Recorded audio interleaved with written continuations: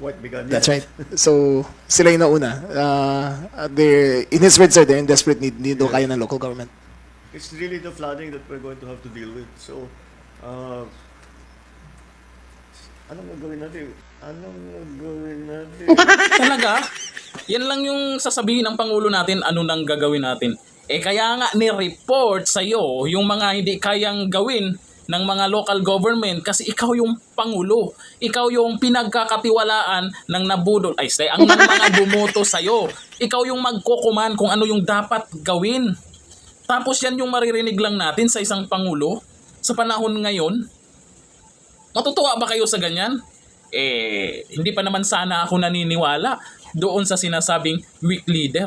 Tapos ngayon, itong yung maririnig natin, galing mismo sa kanya. Mga katanungan ko lang naman yan. Baka siguro may makakasagot dyan. Yung mga bayarang trolls. Comment na kayo dyan.